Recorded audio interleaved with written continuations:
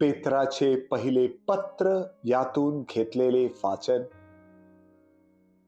तुम्हास ठाऊक आहे की वाडवडिलांच्या परंपरेने चालत आलेल्या तुमच्या निरर्थक वागणुकीपासून सोने व रुपे अशा नाशवंत वस्तूंनी नव्हे, तर निष्कलंक आणि निर्दोष कोकरू असा जो ख्रिस्त त्याच्या मौल्यवान रक्ताने तुम्ही मुक्त झाला आहात, ज्याचे पूर्वज्ञान जगाच्या स्थापनेच्या आधी झाले होते, तोच काळाच्या शेवटी तुम्हासाठी प्रगट झाला. तुम्ही त्याच्याद्वारे देवावर विश्वास ठेवणारे झाला आहात. त्या देवानेच त्याला मेलेल्यातून उठवून त्याचा गौरव केला. ह्यामुळे तुमचा विश्वास आणि आशा देवावर आहे. निस्वार्थी बंधुप्रेमासाठी तुम्ही आपले जीव सत्याच्या पालनाने शुद्ध करून घेतले आहेत. म्हणून एकमेकांवर मनापासून निष्ठेने प्रीती करा.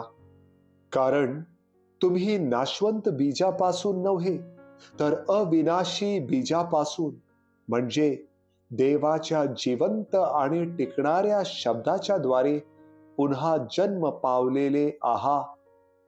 कारण सर्व मानवजाती गवतासारखी आहे आणि तिचा सर्व गौरव गवताच्या फुलासारखा आहे. गवत वाळते आणि त्याचे फूल गळते, परंतु प्रभूचे वचन सर्व काळ टिकते. सुवार्तेचे जे वचन तुम्हाला सांगण्यात आले ते हेच होय. प्रभूचा शब्द. देवाला धन्यवाद.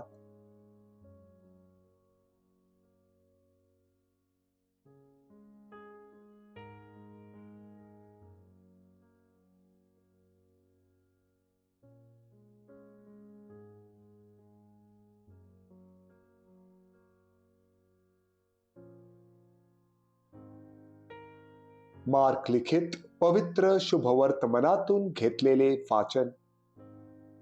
शिष्य वर येरुशलेमास जात असताना वाटेने येशू त्यांच्या पुढे चालला होता. तेव्हा ते विस्मित झाले आणि मागोमाग येणारे घाबरले.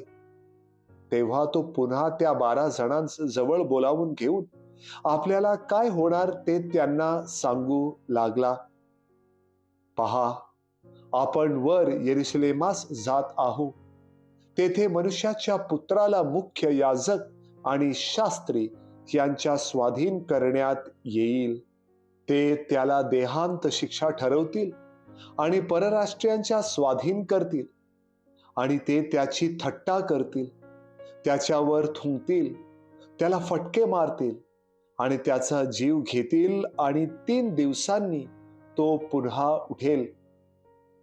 जब्दीचे दोघे मुलगे याकोब आणि योहान त्याच्याकडे येऊन त्याला म्हणाले, गुरुजी, आम्ही आपणाजवळ जे काही मागू त्याप्रमाणे आपण आम्हासाठी करावे अशी आमची इच्छा आहे.